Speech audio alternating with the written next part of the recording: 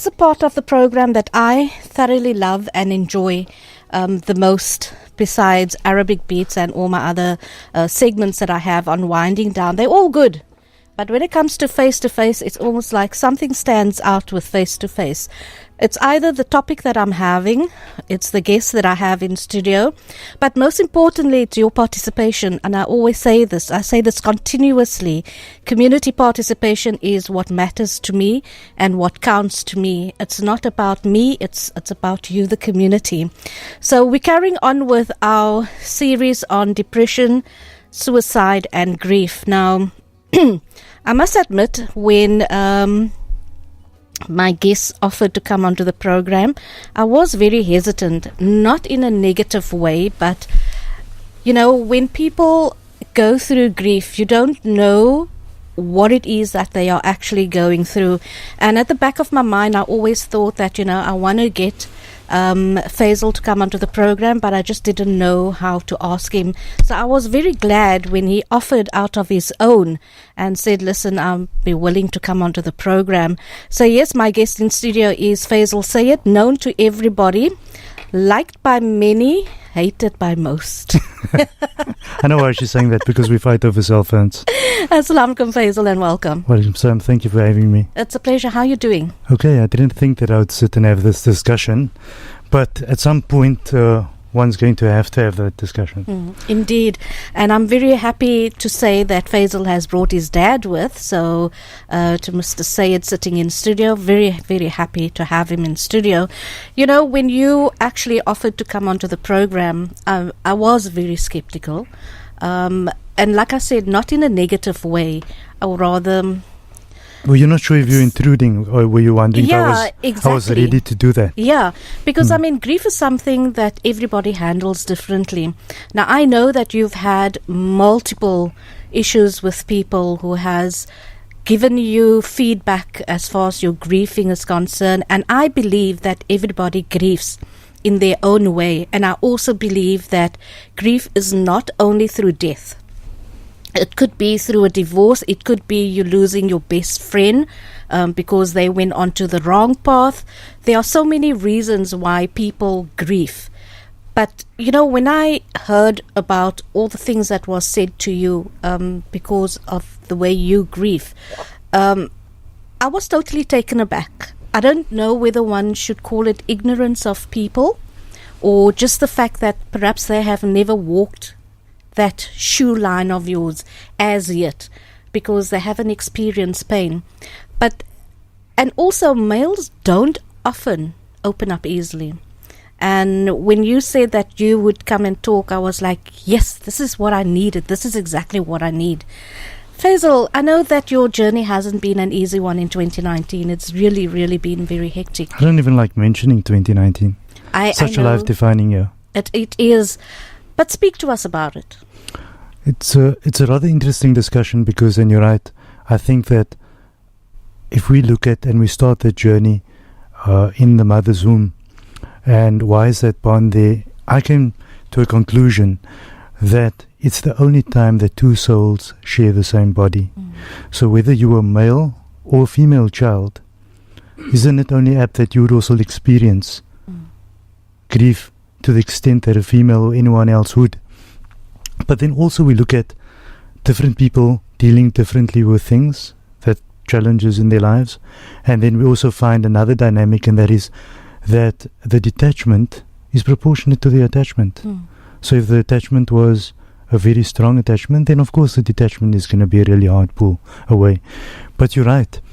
I think that we need some education around the fact that people don't always know what to say. So I want to clear the fact that they perhaps mean well, but at times you don't know how the processing of the grieving mind is turning, and all of that could spell something else. So why do I speak about it in public, Sitara? That's another question. I think that many people are not prepared to say how they feel. They're not prepared to expose themselves to that point. But being many years on television and being in the public space all the time, you get to a point where you realize that you are just a mirror for other people. You realize that you are saying something, but you're actually channeling information from somebody else that's experiencing the same thing, that might not want to speak about what they're experiencing through that process. And I must be honest with you, part of my healing was listening to other people. I had other people cry on my shoulder about their mothers that are busy going or just have gone. And I thought to myself, how is it that I'm so strong in that time that they speak to me? And I realized that perhaps that's where a secret lies, is in assisting other people. So I think tonight is about that in any case. But I decided to keep it under control. I never keep it under control. My dad is sitting in the studio. There hasn't been a single day that I have not cried for my mother. Every single day. It happens every morning. I have to realign the way I see the world every morning. But I come out of that room as if Superman had opened kryptonite. I feel the energy and I try to reach the legacy that she has left, and you tap into that and you come out of there exceptionally strong for the rest of the day. But when it just happened, I didn't think that I would continue, or how was I going to continue with life? Where do I start? I said to many people that my mother had taught me everything in this world besides how to live without her. They don't teach you how to live without them. No, they don't. And that's the problem. They try to prepare you, yes. Teach you how to do different things, but can they really emotionally prepare you? I made some notes here. It says a dying parent will teach you that there's nothing a parent won't do to make it easier for their child in the end. You will hear your dying parent say, I'm ready. And even though you aren't, you'll let go of the hand that you've once held while you were small. When your parent finally finds peace, you realize that your parent is still teaching you about life. Must be honest with you, I hear my mother's voice every day. Can't put a foot wrong, and you just hear that. I can imagine, a mother is a very powerful role in a house. They always say the mother is who keeps the family together, which is very true. You're lucky in the sense that you still have your dad with you. So, alhamdulillah, in many ways, I'm sure that your dad helps you along the way as well. You get that solace knowing that you have the one parent. But I also know your relationship with your mother was a very intense one in the fact that she literally spent most of the time with you. She was at your workplace quite often. She would question you about the choices and decisions that you've made. I mean, you've openly said how she actually questions you. And the one thing that I simply loved about what you said was when someone asked you, will you ever allow a woman to stand on your head? And the first thing you said is, there's only one woman who could stand, one lady that could stand on my head, and that's my mother. And it just so happens that you put your head to her feet at the time that she was dying. If you don't mind, I think it's the first time I'm going to speak in public about this. I generally don't take easy to it from an emotional perspective, but I'm just going to keep a clear mind and try to relate that incident to you. I stayed in hospital with my mother 24/7. I think you know that. Yes. I didn't go half the Jumas I never went to, half the Eids I never went to. I got a call from the USA on Eid morning, and I said to a world-renowned scholar that I'm not going to Eid Salah this morning because my mother's not well in hospital. And he said to me, so what do you want to do in the mosque? You are with your Jannah. What would you do in mosque in any case? And thank God I didn't go because it was my mother's last Eid. So what did you not give for that one more Eid back again? So the run-up to all of that is, firstly, I dedicated the last 2 years of my life trying to save my mother. 24/7. I searched the world. I did all kinds of things. I scratched with everything. My sister-in-law, Isa, and I, and the rest of the siblings, we were rallying around my mother 24/7. I don't know. At times I would sit with the doctors and they were very surprised. They would call me into their meetings because I could understand. And they felt I had some serious medical acumen because I would have a conversation fully with them. They'd even leave me to monitor certain things during the night in the room. So I was just racing it all the time, and she looked well and she was doing okay. We went on the Deaf Umrah with Al-Waqa, if you remember. Correct, yes. And I think that was a defining Umrah because in this year that she had passed away, she had been there you know. But the last couple of weeks, everybody noticed that things were sliding down. But there's one person that didn't notice that things were sliding down, and that was me. Sitara, it was the Monday night that everyone asked me not to stay at the hospital that night. For some odd reason, everyone noticed something was going wrong, but I didn't notice. I don't know if the Almighty had protected me in that way, because generally I pick up when something's wrong with everybody else, but I never picked up anything. That particular night, my sister started phoning my brothers at 6 o'clock the next morning, saying that we must come to hospital because my mother's slipping in and out of consciousness. They phoned at 6 o'clock in the morning. Something held me back. I couldn't get to the hospital. I wasn't sure what I was going to experience, but at the same time, my mind is blocking out that could this be happening? It can't be. There's something going on. You are confused. You're not sure. You've got butterflies in your tummy. You don't know what to think. And when I came in, the room was full of people, and the doctors and the nurses walked with me to my mother in a full room of people. And they told me that the blood pressure was dropping and that the temperature was dropping. I then still understood that to be a medical issue and said that so, but I mean, if you give adrenaline, for example, we can raise both those issues. But the nurse, she started tearing, and then I realized, what is actually going on? Like, am I in a movie? Or, you get stuck in that surreal bubble. You just lapse into this bubble. How is this happening? I'm not ready. Why did this day come? What's going on? Are they all wrong? That type of thing. Hafiz Ahmed's father grabbed me and said to me, I must tell my mother that it's okay. And when he did that, all hell broke loose because I got very hysterical. I gave everybody lots of problems, pushed everybody aside. They needed to restrain me. I was screaming at my mother all the time. And at that point, they wanted to get me out of the room because they could see it was complete chaos. And they grabbed me to drag me out of the room, at which point I grabbed my mother's feet and I asked her for forgiveness. And at that time, she passed away. Nobody saw my mother breathe her last because I had distracted them by holding her feet, and she just vanished and she was gone. I walked into the hospital at 15 minutes past 11.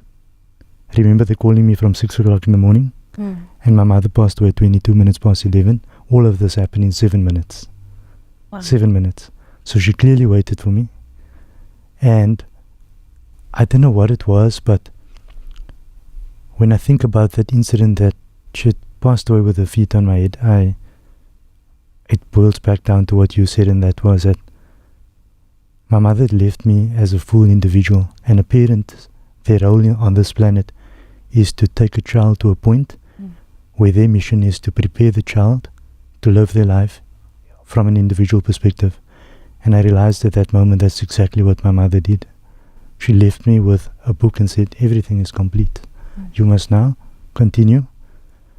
And it is therefore that I say, there's an energy in you that says no one will stand on my feet again, because my mother's gone and she wouldn't want to see that. I fully agree. It's the first time I'm speaking about this without having a breakdown. Well, which is interesting. I hope it's a sign of development. I hope so. I was actually going to say the same thing, that could possibly be a way of where you can tell yourself, this is progress for me because I have not broken down. But, having gone through everything that you did with your mom and knowing that your siblings were there as well along this journey with you, your dad was with you as well. In many ways, fathers always tend to hide their feelings. He does. Now, I know your dad is sitting with us in studio, but can you tell me, how was your dad throughout that process? You will tell me at times that how must he feel because they were together 45 years. They'd go to the shop. Today I took him out to the nurseries. He likes going to all the nurseries to buy plants. I took him out to all of those. This morning he spent the entire day with me, which was, we never used to spend the day together. But I need to do that now because I can sense his loneliness. But I think my father was silent because I totally lost the plot after my mother passed away. I wasn't eating, I wasn't sleeping. I had no interest in life anymore. I was diagnosed, and I have no problem saying this, with a mental health practitioner as having complicated grief syndrome, which is reserved for people that are caregivers. People with complicated grief syndrome, they have a number of things. For example, they are unable to enjoy memories. They blame themselves for the death. They have the inability to accept the death. They have a continuous yearning. I will also disclose in public that I would get into my car at 3 o'clock in the morning and drive to my mother. I would scale the fence of the cemetery, trespass. I was going to say you trespassed. And I would sit there till the next morning. There's one night I sat there from 3 in the morning till 7 through a storm. Wow. And the family was intervening all the time, but I would slip away. So for some listeners, though, maybe they perhaps think, am I not accepting it? It's a very big word, acceptance. And it comes at the end of the chain. And it comes at the end of the chain of grief. So it's not easy to tell somebody, why are you doing this? Why don't you accept? It's not easy at all. 42 years someone's with you all the time. What is there to accept? Like everything had changed, you know? So, yes, maybe a couple of crazy things. Don't want to eat, don't want to do this, don't want to do that. You have trouble pursuing your interest. You ask yourself, how is it that I used to be so driven? And I would push everything in my life, and suddenly I've got not interested anymore. The drive just disappears. Disappears totally. And unfortunately, that's why I ended up at a mental health practitioner to help me realign my thoughts. And I'll tell you exactly how they did that, and how, while I'm still in this grieving phase, I'm not sure when it will ever go away, but how I can now try to live the balance. Because I think you also noticed I disappeared. Yes, you did. Yeah. And I actually just left you. I was not prepared to contact you or anything because I knew exactly, I sort of kind of had an idea of what it is that you were going through. And I knew for a fact that once you are ready, you will be the one that will contact people. And hence the reason as to why I never contacted you. I never chatted to you. Even when you were in hospital with your mom and you'd tell me, please come and visit, I didn't do it. I couldn't do it for reasons of my own, for my own experiences. I just couldn't do it. But let me just read a message that has come through, and it says, Assalamu alaikum Sitara and Faizal, mashallah, what a beautiful program, alhamdulillah. Yes, many tongues wag negativity unless and until experience. I lost a spouse, and 2 days later my beautiful daughter. Till to date feels like it happened yesterday. Feelings of sadness, etc., the way it heals by talking about it, it gives me a sense of relief, and moreover talking to Allah in whichever way. May Allah give you and your mom the highest daraja, Jannatul Firdaus, and carry on with whatever or whichever way, though not easy. And then also on Facebook, Fazluddin Abrams says, I'm fortunate to still have my mom. May Allah make it easy on you, and may the Almighty grant your mom a high place in Jannah. I'm here for you whenever you need to talk to someone. Assalamu alaikum wa rahmatullahi wa barakatuh. How's it, Tara? Alhamdulillah, I'm well. An excellent, empowering program. Faizal, I'm happy and relieved to hear that you are finding contentment, alhamdulillah. May Allah Almighty grant you and your family contentment in your hearts, and your late mum the highest place in Jannah.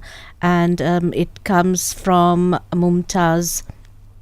I'm not too sure whether that is Mumtaz Mauza, but it just says Mumtaz. So a lot of positive messages that are coming through for you, Faizal. And the one thing that I tend to battle with, and I'm sure you've heard me saying this continuously on your Facebook page, where people kept on asking, why don't I should have more of the series. And I keep on saying I can, but I can't do it without the help of the community. Now, men don't easily come forward to talk about their feelings, about what they're going through, and like you've been open about the fact that you've been seeing someone because you know that you need the help. Of course. But then there are men out there who feels that they don't need the help, or they think they don't need the help. From a male's perspective, what did you tell those guys? So let me start with an example. Perhaps that would perhaps lead you into that. My dad and I were in the centre last week. Now remember that there's this huge pharmacy in Canal Walk.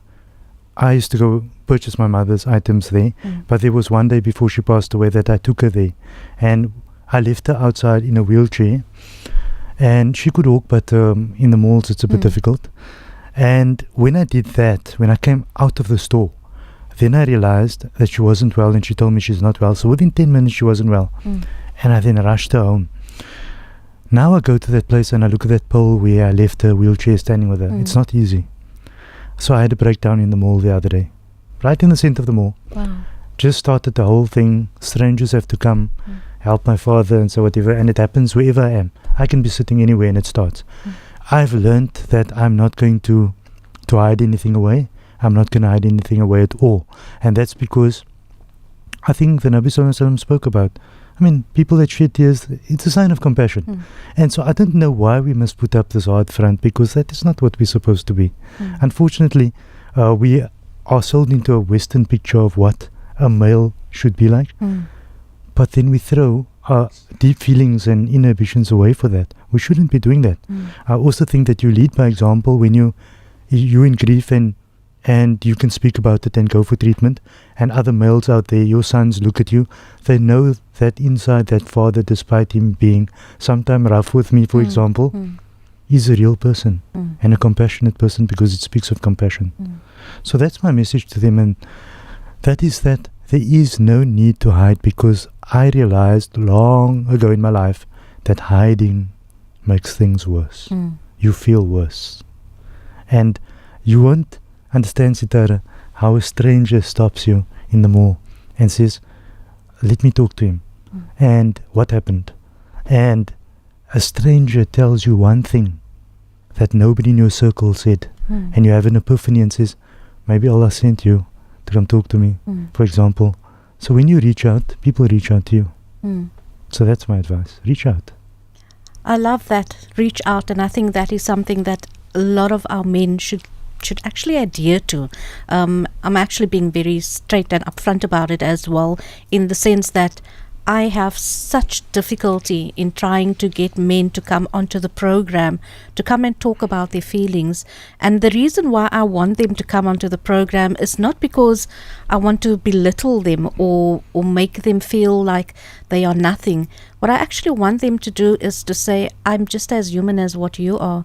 It's just because you're a female doesn't mean that it's only your feelings that count. I'm just as much human. I have those exact same feelings. I might handle it differently, but I do have those feelings. I go through all those processes. I just don't know how to show it. And that's what I want to hear from people. Well, that earlier message came from Mumtaz Babu. And then it says, I just visited Sister Nazli Solomons in hospital. With all your dua, she's doing much better, alhamdulillah. I echo Faizal's sentiments. Losing a mom is like Noor switched off in your house. I can elaborate on that part too. It is really a light that has gone off. Oh, definitely. Everything changes. So it's not only the day that you carry the person out, it's the days to follow. And I've written something which I'll read off to you a bit later, but it's really a light that goes out. I agree with that. Salam Sitara, tell Faisal that it will get better, but it never goes away. I agree with that one as well. Salam Sitara, my heart goes out to Faisal. It is not easy to lose one's mom. May Allah grant her the highest place in Jannah. May Allah grant you all the sabr in your heart. I know the feeling. I also lost my mother 11 years ago. I still miss her bitterly. It comes from Auntie Gori. MashaAllah, what a son. May Allah reward you for everything you have done for your mother. And then salams, everyone grieves differently. We are all different. My son passed on almost 3 years ago. I cry every day. People say life goes on, but the longing to see the person never goes away. Now, I actually want to comment on that part where it says that life goes on. I have prepared one of those points as the things that really irks me off. Do not tell me life goes on, because yes, it does go on, but you don't know my pain. Because for me, it is, you've lost your mother. She was this integral part of your life. Everything. Exactly. She meant the world to you, and suddenly she gets even though you knew that she was going to go, but suddenly it gets taken away from you. It's like your heart was ripped out of your body completely. And Correct. some people will understand it, some people won't. And then you do get some of those people that are so hard that it doesn't affect them at all. Correct, yes. So I wrote a little piece in response to that. And I wrote here, they say that you need to move on. My response to that is, move on where? Life will continue, but the fact that you speak to them every day, that they spend 42 years with you, for example, doesn't make it easy to move on. And what do you mean, move on? Move on meaning forget and just move on? What do you actually mean? Because moving forward will naturally happen. But it is moving on without the person that you need to find a formula for, that there is no formula in the book for. You only work it out on your own. The other one is that I just want to look at the definition of trauma itself. So a dictionary, or rather Psychological Society definition of trauma, is a deeply distressing or disturbing experience. So why did I quote this? A deeply distressing or disturbing experience. Trauma.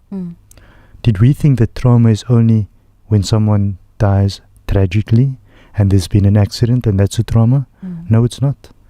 Any distressing situation is a trauma to you. And accompanied with that will come post-traumatic issues. And that may include depression and various other issues that could even end up with suicide. So we need to be very careful when we address people that are slightly touchy at the moment. Don't hang on. People say don't hang on. My question is, what are you hanging on to? They've taken this entire person with the entire history and entire life of every second of a memory, and the person's gone, put in the hole. Okay, that's also not easy. We need to talk about that. But what is there to hang on to? You hang on to the little threads that's left, and then someone comes to you and say, you must stop hanging on. You're already hanging on to threads so that you don't want to forget. Then people tell you don't hang on. So I think saying don't hang on is the wrong thing to say. They also tell you, but don't you understand that the deceased is in a better place? Why do you continue like this? You must settle down now. Don't do this. I understand that my mother's in a better place. I knew what type of person she was. I understand she had reached a spiritual state and she's in a better place. I get that. But I knew my mother in the physical realm. I didn't know her in the spiritual realm. I knew her in the physical world. She's out of the physical world. I'm still here. I must walk into that room every morning. I must look at the kitchen. I must look at the pots that she cooked in. So, question. Very simple. What are you actually saying to the grieving person? Grieving people take offense. Let me tell you, they do. Not only me, I've chatted to a range of people. They take offense when you say the wrong thing, but the goodness in them doesn't allow them to respond to you because they know that you are saying it out of, you have a good intention, but it does spark off the wrong thing in the back of the head. The worst I've been told so far is, you've become a bitter person since your mother passed away. I actually didn't care that I was being told that. Because if you wanted to see me as bitter, yes, what am I supposed to laugh, dance and jump around on the balcony after they just carried my mother out of the house? Ridiculous. My advice to anyone around that is, I wish people would come up to me, and yes, some good people and wise people do, and simply say, you know that I'm here for you. Put your hand on the person's shoulder and say, I'm here for you in whichever way. You can phone me, you can call me, I'll do your errands for you, I'll assist you in any way. But don't get philosophical. And don't act like a psychiatrist. It's going to cause a problem. Because those people are trained to deal with it. Sorry, I'm being very blunt. No, you're actually being very honest about it. And I love it because we need to hear it. It needs to be told to us because we don't know your journey. We don't know what it is that you went through, that you experienced. So by you telling us you're literally bearing your soul to us. I had a dream last night. I told my father. He had a bit of a debate with me in the car earlier today. Because I had a dream that he had packed all my mother's clothing in the garage. And last night. And he told me that he's finding somebody to collect the clothing. In the dream, I had a major argument with him, but I was crying myself silly in the dream. I woke up full of tears, saying that I'm not ready to do this. I'm not ready. and I'm not ready to. And then he said to me, but other people can benefit. So I said, yes, I set up a feeding scheme in Mommy's name. So why must you give her clothing away? I'm not ready. I'm not saying it won't happen. Yeah. Some people can give away clothing right now. I can't. I used to dress my mother. Is it easy to give her clothing away? Most certainly not. No. Because you're going to look at that and think to yourself, this is what I used to dress mom in, and now she's not here. Some more messages that has come through. Salams, everyone grieves differently. We are all different. Okay, I've already read that one. It says, Salams, I just needed to ask the question, is it okay for a mother to talk to children about her death? Would it not be easier for mothers to prepare their children? Often parents say, I will always be there, which is not true. May Allah subhanahu wa ta'ala put sabr in hearts of all those who have lost loved ones. You know, this message itself, when she says, should a mother not talk to her children about her death? Yes, a mother can, but it will never, if the mother passes on, it cannot take away that pain. Nothing can prepare you. I'll tell you, for that particular listener, thank you for that. But my mother, when I took her the last time to the hospital, and I took her in the car, she told me that she's not coming home. And that was roughly 40 days before she passed away. I was silent first, and then I kicked up a tantrum in the car. And I said, Mommy, I'm trying, I'm doing this, I'm doing everything to make you better, and you're doing okay. Why must you speak like this? So I started getting a bit agitated, and I said to her, I'll never bury you in the sand, and I'll stay at the cemetery if something happens to you, and I won't leave the cemetery. So if you don't want to see me dying of hunger and poverty, then try and push through this. So yes, she kept on throwing it. She threw it all the time. But at the time, remember when you engrossed in trying to save someone, you don't get the cue. They give you the cue. They'll even tell you straight in your face, like my mother did, saying, Faizal, I can't anymore. You want to push. I can't. My body can't anymore. You don't hear it. You only see cure. Doctors, hospitals, no, let's get this right. What's the temperature? What's the hemoglobin level doing? That's your answer. That's your answer. Yeah, I agree with that one. Sometimes I think that parents really don't realize what we as children go through. Salam's Faisal has a door to the Jannah. He still has his father. Make the best of it, and it comes from Siddiq. Walaikum salam, Sitara. I would never be able to do what your guest is doing in studio. I have not parted from my mother. 52 years, it's a journey. We can't stop thinking. But I have severe breakdowns even in a lifetime. Every time I hear it's a matter of time. I have great admiration, Faisal. You're not having a breakdown even through therapy. I break down. May Allah subhanahu wa ta'ala grant your mother and all marhum Janatul Firdaus. Ameen thumma ameen. Proud that you have the courage, Faisal. Ameen. And must I tell you the secret? From Nazreen. The secret. I break down everywhere. There's my father sitting. You can ask him. Everywhere. Anywhere and everywhere it starts. I was yesterday at my mother's grave, and I don't care what people say, but I speak to my mother and I tell her everything, and I know she's presented with my deeds on those nights. I know that. And I speak to her and I tell her, I think I might have heard, or I have deep conversations. But I told her I'm coming here and that I need the strength. And so I feel that strength coming into me from her. Alhamdulillah. That is beautiful. Salams, a person can never move on when you lose a mother. I don't know how can they say move on. It's not a boyfriend you're losing or a husband. It's your mother, people. I feel it with your uncle. Can I add something to that? Everybody else you can hire, fire, you can buy them, sell them, every other relation you can. But your mother had come into this world physically attached to you. It's one of the relationships that you can't simply just shift on from. So just with regards to that, everyone else, yes, children, even you can have more children if you need to have more children. But there's one mother. I know you lost the child. I will give you an answer to that. Okay, it says here, I grew up without my mom. She passed away, age 34, leaving 5 kids behind. They were married for 14 years, so I miss my mom tremendously later in my life. Visiting the Qabristan frequently is a reminder that soon we will join them. It's not that one makes a monument out of the grave, but its soothing effect when you recite and ponder at the grave. Cannot believe it. It's a visitor once visited a very sick person? Oh wait, can you believe a visitor visited a sick person? She had the audacity to tell the sick person, "You're gonna die soon." How cruel can people be visiting a patient? Shocking to say.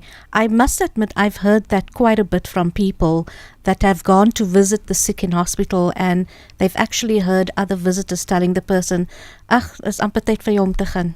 Why do you worry?" Yeah, so I had one incident when my mother was just diagnosed from a relative, and therefore you would have noticed that I only spoke of my mother's leukemia the day she passed away, the day before she passed away. Yes. And the reason for that was because the person that knew about it simply said to my mother, "Iemand se kind het ook van leukemia gemaningel."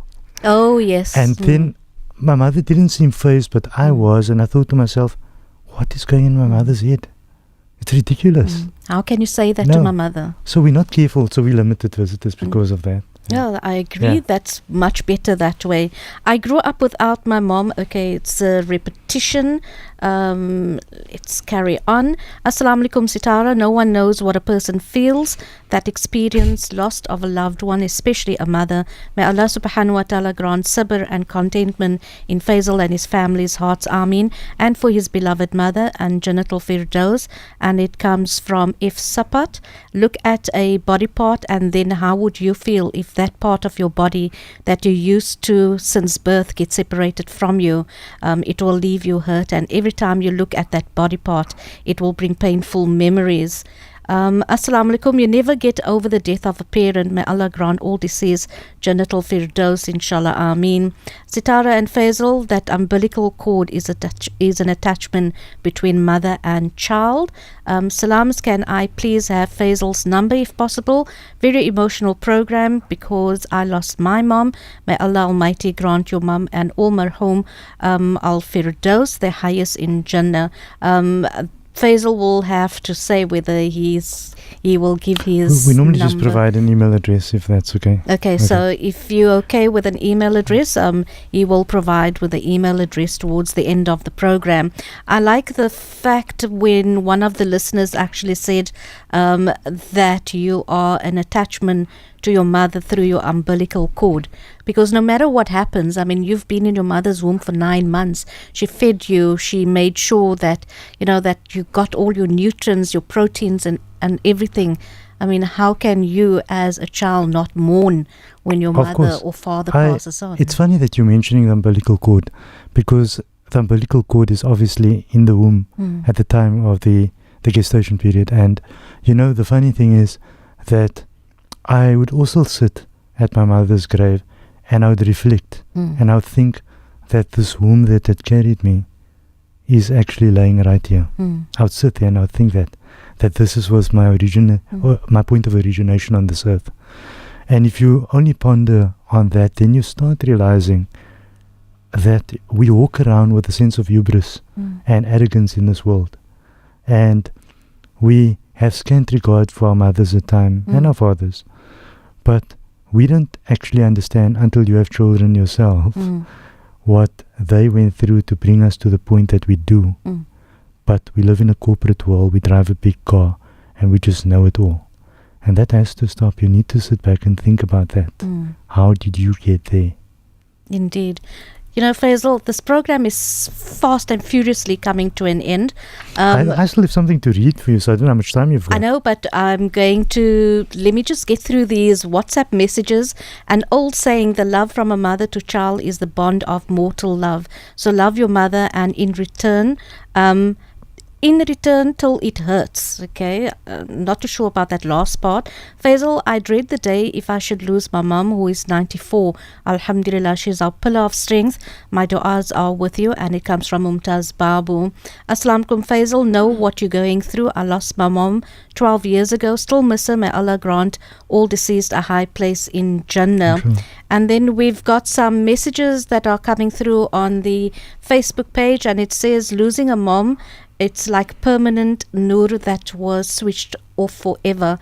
I lost my mom at the age of 34, leaving behind 5 young kids at the time. And it's got the sad faces. When you talk about nur in the house, and I strongly believe that a mother is the noor of the house. I strongly believe that a mother is what keeps us going. Alhamdulillah, I'm still blessed to have my mom with me, and I'm blessed that she still stays with us. Your mother's still the connectivity point between siblings and family. Yes, well, she's the one that actually keeps us all together in the house, and she's the one that, we've only got one grandchild, that is my brother's daughter. So my mother and her they have this very weird and strange bond. And I always tend to laugh at the two of them because they are exactly the same. And I always tell my mother, I always joke to her, and I tell her, you know what, Mom, when you're not there one day, this child is going to take over from you, because she's got all your traits and all your habits. But it's weird when you think about it that, I mean, if I must think about my mother's 78, inshallah she'll be 79 this year. If I must think of the day that my mother must go, I don't know what I'm going to do, because I'm dependent on her. You didn't know. That's what people don't understand. You have this idea in your head of what the loss could be on that level, but trust me, you soon come to realize afterwards that you had no idea. You just had no idea.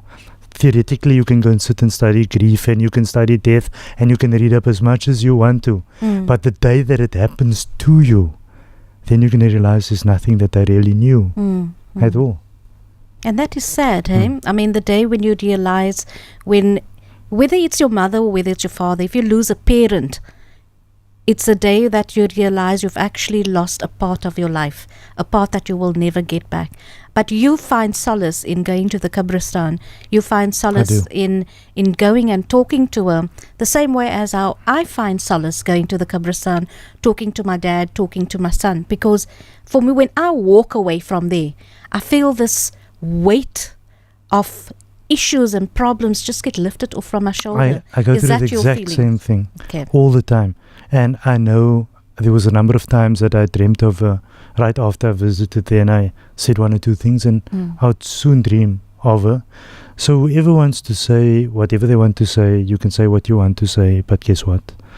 When you sit on my side and you go through what I've been going through, and you try and visit the grave of your mother, and you ask them also to forgive you all the time, and you ask them to do what they can and to make dua for you, trust me, you will then start realizing that they are in a state of reality and truth, and unfortunately they've left us behind in a state of falsehood.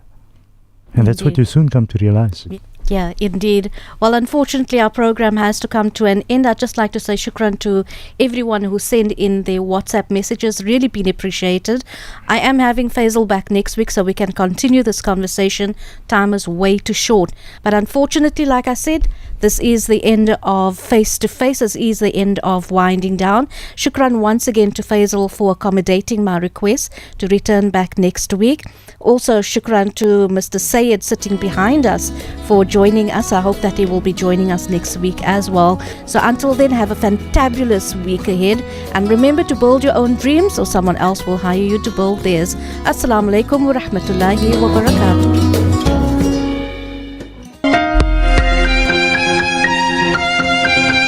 Radio 786 100.4 FM stereo.